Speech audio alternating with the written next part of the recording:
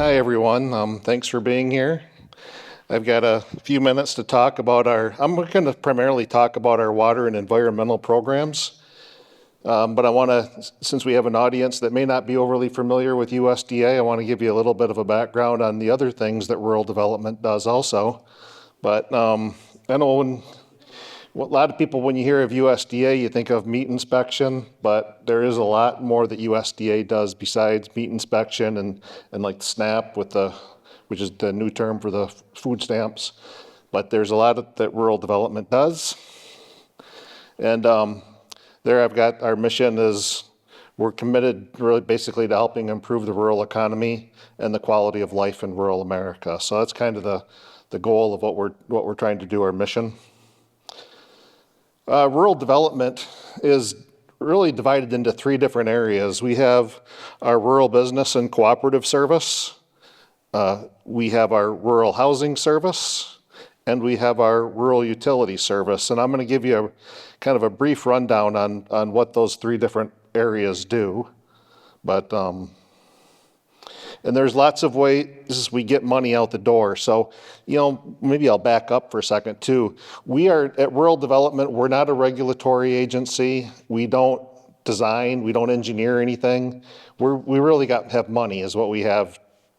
We're helping rural communities get projects funded, and we do that through some different methods. We have guaranteed loans where the bank makes a loan and we issue a guarantee. We have a lot of direct lending. That's what the city of Manistee has. And since I'm in Manistee, if you're wondering, gosh, I wonder what Manistee got. They had, in 2020 and 21, we approved 4 loans for 2 different projects, but they have about $24 million loan with us right now, or debt loans that total $24 million for the renovation of their wastewater treatment plant. So I was talking with a city council member from Manistee, and she was very familiar with the project. But that's a good example of what USDA Rural Development does through the water and environmental programs. And they received a direct loan from us.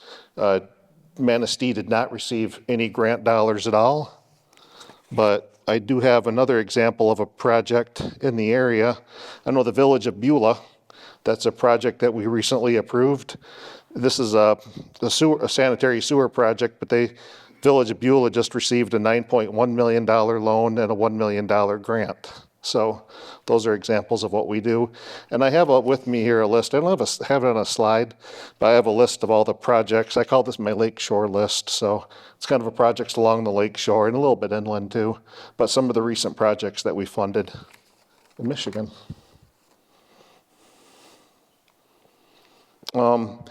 In Michigan, we have, we're kind of divided into regions. So we call it 3 regions, the UP, and then the western side of the state and the eastern side of the state. Total of 9 offices. And in fiscal year 24, we invested $417 million into rural Michigan. And I like to say too, none of that money went to the city of Detroit. None of it went to Lansing. It all went into rural communities. But with rural development programs, with our business and cooperative programs, it's really designed to help create jobs and build competitive businesses. One of the examples I give is with our business and industry guaranteed loan program. If you're wondering, well, what's an example of what do we do with that? The one example that comes to mind is up in the UP, there's a business that they construct basketball courts. So I'm sure their courts are probably being used right now at the NCAA tournament. But the company in the UP that designs basketball courts has a guaranteed loan through their BNI program. Our REAP program is also pretty beneficial. That's I don't work in that program, but the booth out here in the expo that have the solar panels by the front entrance, they were familiar with this program. They said, oh yeah, we helped the veterinarian get money through the REAP program to install solar panels. That was through the REAP program. We also have a very active cooperative program. My example of a cooperative that's received funding in Michigan is the Michigan Turkey Growers. So this is an older project, but the Turkey Growers Cooperative, all the turkey growers got together and purchased their own, I guess, processing plant for the turkeys. So that one is actually it's in an urban area, Wyoming, but all the farms are out in rural areas. But the Michigan Turkey Growers have a significant turkey processing plant in Wyoming, Michigan. That's an example of cooperative projects. With the Rural Housing Service, we have a strong single-family housing program, and so we actually, if you're a realtor in rural America, or if you're a banker in rural America, you're going to be very familiar with this program. And one of the single-family housing programs that I want to mention, I think that would be very applicable here, is we have what's called the 504 loan and grant program. Homeowners can use that to make pretty much any kind of repair to their home. So one of the common repairs would be if the homeowner needs a new well or a new well and septic. We do a lot of those kind of projects with our 504 program. With the 50, and it's under the umbrella of single-family housing. In this area of the state, that would be run out of our Traverse City office. So I'm in Grand Rapids, but the single-family housing program here in Manistee County North is run by our Traverse City office. But if anyone is interested in that, come see me afterwards. I'll be around. But it's our home repair. If you just mention grants or loans for home repairs, I'll know what you mean. I'll get you going in the right direction. We also have a strong multifamily housing program. Finances a lot of apartment units in rural America. So if the rural town that you're familiar with has an apartment complex, good chance it's financed by rural development. We also have a strong community facilities program, which is part of our housing service. It's funded a lot. We've done a lot of hospitals, a lot of libraries. I was talking with the lady out here from the Manistee Library about giving her notes on rural libraries that we financed in Michigan. And then now we're getting a little closer to home here. So with the Rural Utility Service, we do a lot of electric programs. So we finance a lot of electric transmission lines in rural America through the electric co-ops. We have a lot of broadband programs bringing internet and broadband to rural America. And this is what I want to spend most of our time talking about, is the water and waste disposal loans and grants. So I put on there a picture of Michigan.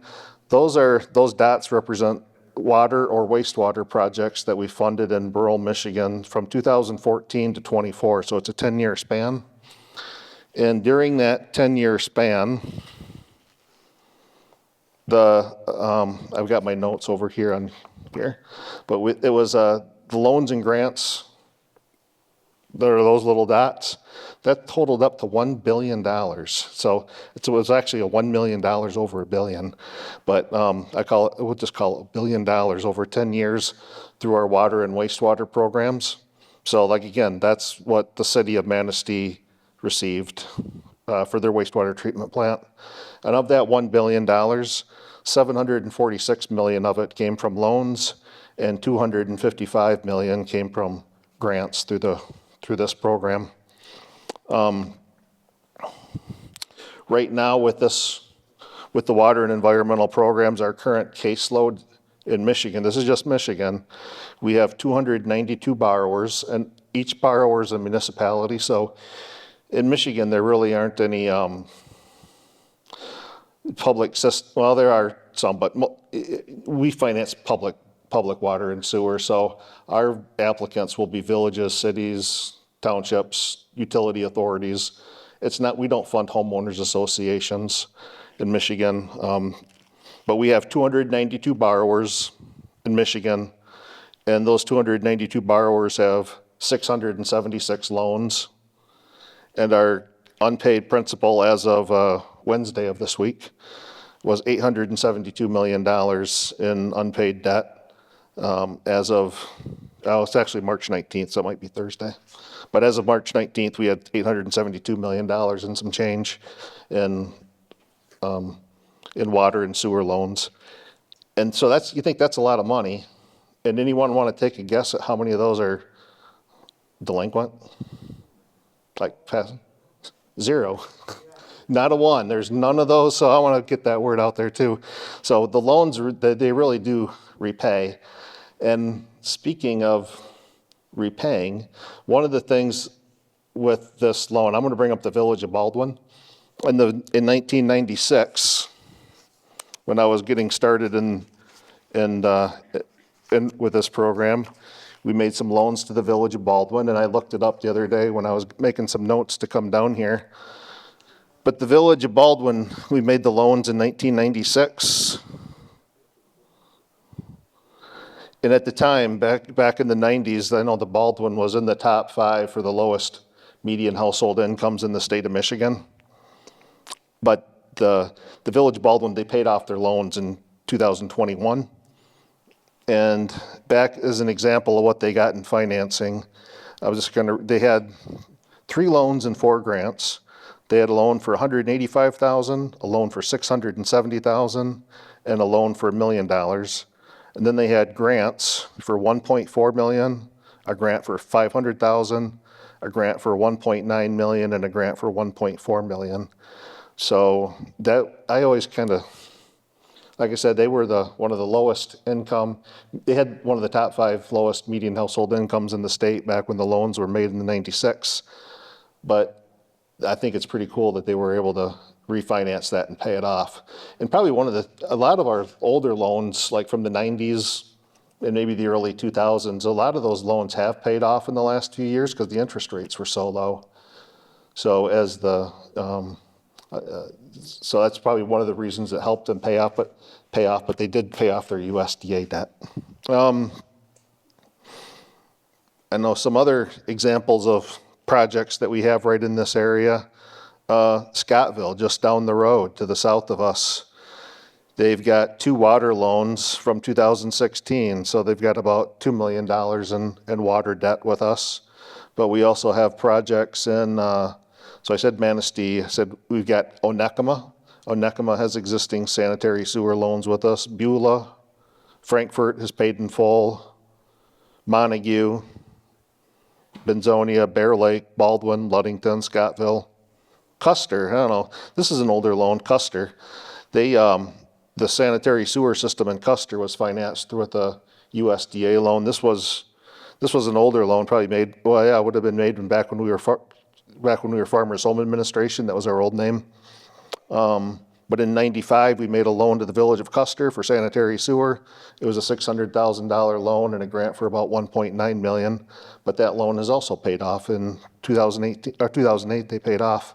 But also Thompsonville, White Cloud Sewer Authority, City of Newaygo, City of Pentwater, or Village Pentwater, all those rural towns have USDA financing. So my point is USDA does a lot more than just meat inspection. People think, I tell them I work for USDA. They say, you must be a meat inspector. And most of them have no clue that USDA has such a strong water and sewer infrastructure program. And I don't have a slide for this one, but nationwide, the national caseload as of March 19th, we have 7,200 borrowers, 7,206 to be exact, borrowers for 14,327 loans. And the unpaid principal balance, this would be as of February, was $14.6 billion. So that's a lot of money invested into rural water and sewer infrastructure.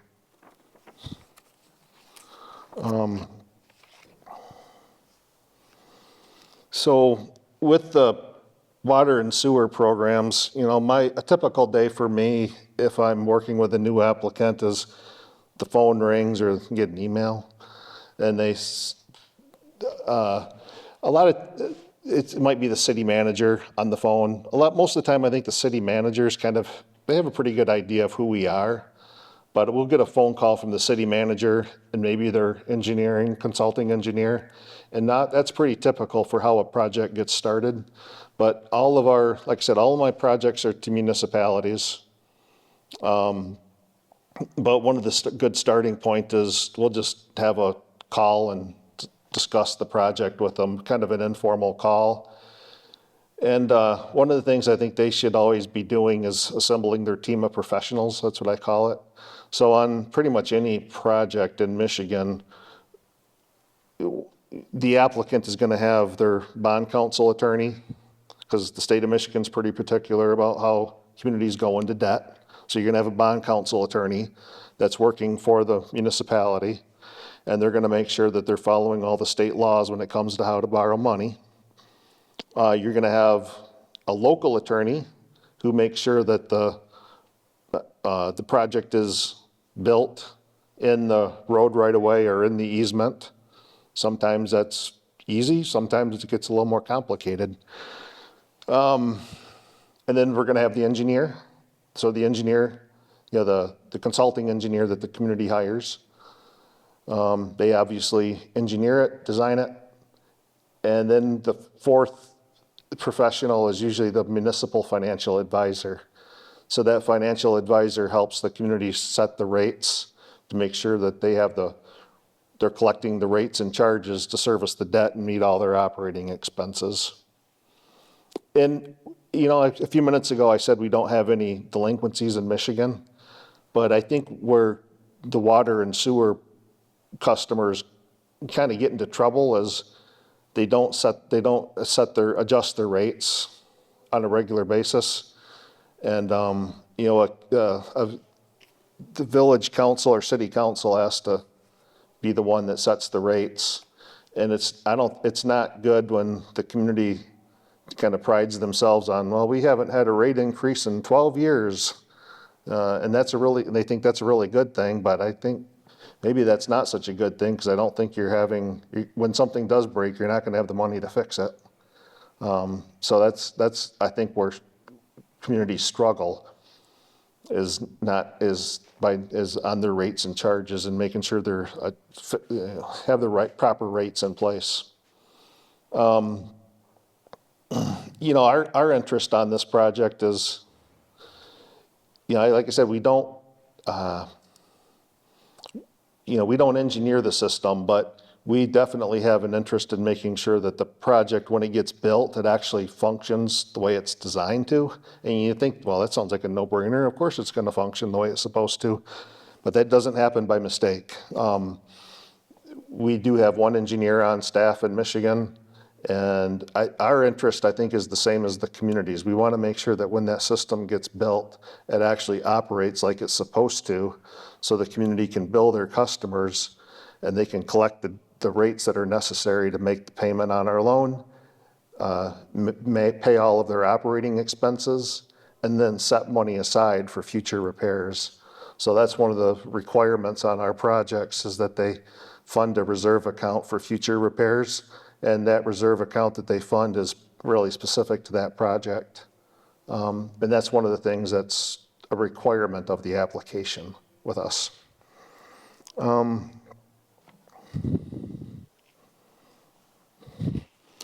So, like, if you're wondering, like, why do communities do these projects? Like, what kind of projects might we fund? We might do a project, let me get out my notes here. We might be doing a project to install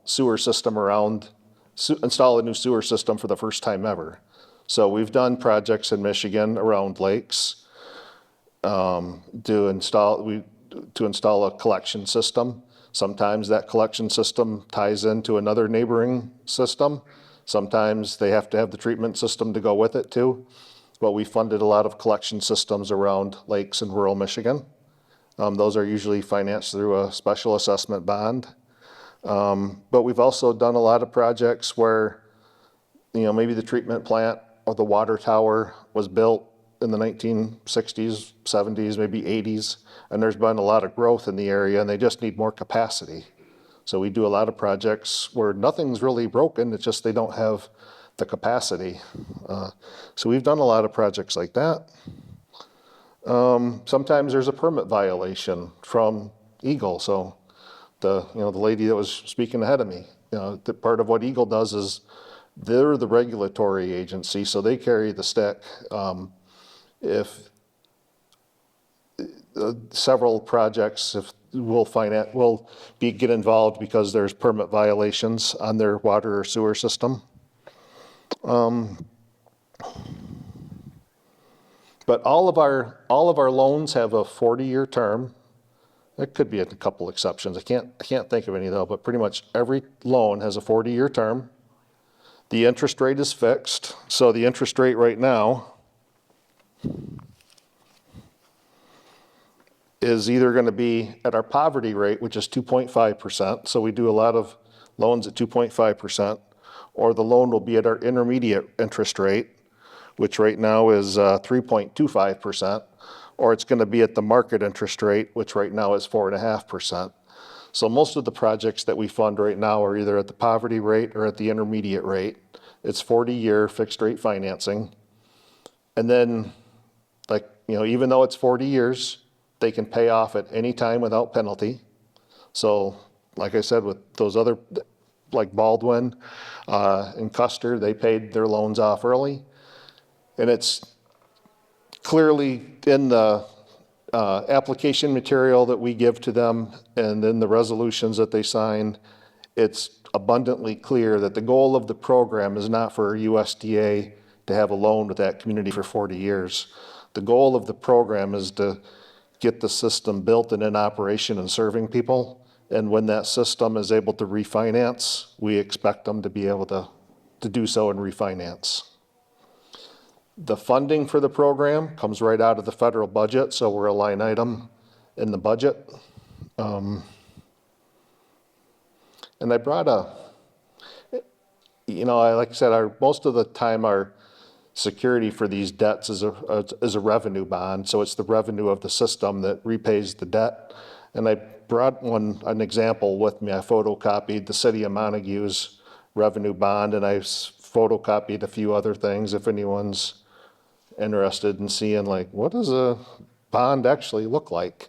I've got real tangible copies. You can at my